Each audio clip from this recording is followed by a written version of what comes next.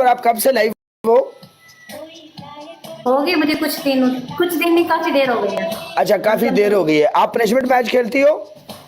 हाँ, पनिशमेंट के आप कौन सी पनिशमेंट देती हो? आपकी पनिशमेंट क्या क्या है? मैं कौन सी पनिशमेंट हाँ, मैं दे देती हूँ, मौत पनिशमेंट दे देती हूँ।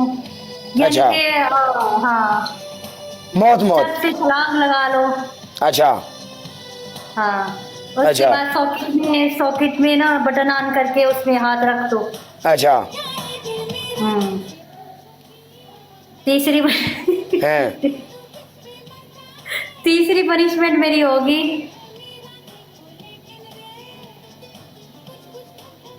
क्या होगा बाद में बताएंगे, पहले मैच लगाते हैं। तेरी एक की पनिशमेंट होएगी। हाँ। तू पाकिस्तान बैठी, ਤੁਹਾਡੇ ਘਰ 'ਚ ਹਥਿਆਰ ਤਾਂ ਹੋਣਾ ਹੀ ਕੋਈ ਨਾ ਕੋਈ।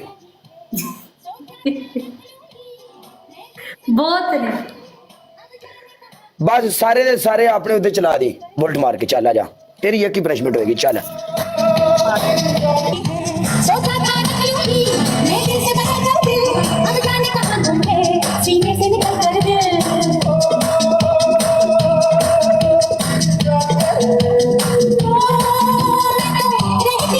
हाँ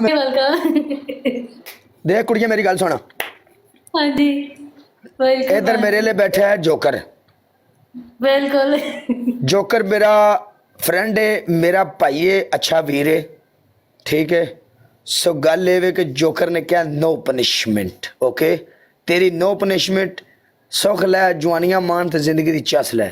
ते नेक्स्ट टाइम साढ़े ना तेरा मैच इसलिए प्ले नहीं किया था, उन्होंने भी इसलिए प्ले नहीं किया था। वो मेरे पास पहले से बैठे थे, कह रहे थे वो मेरा दोस्त है, इसलिए उसके खिलाफ प्ले नहीं देख मेरी करता। गल सुन।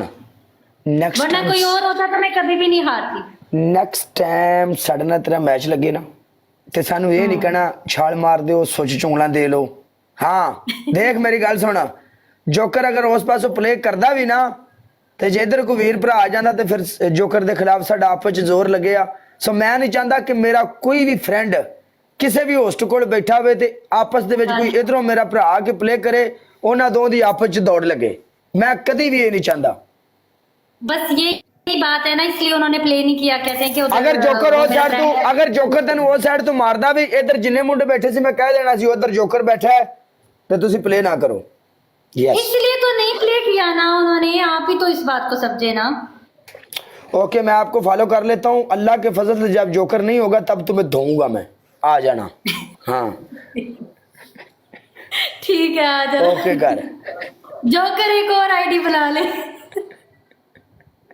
ओके ओके ठीक है, चलो, thank you so much. Okay okay मैं बाय, मजाक खुश कर रही थी, बुरा रहो। नो लगा हो तो प्रॉब्लम। सॉरी, ठीक है, मैं मजाक कर रही थी। Okay okay okay, no problem. खुश रहो आप। आप भी खुश रहें।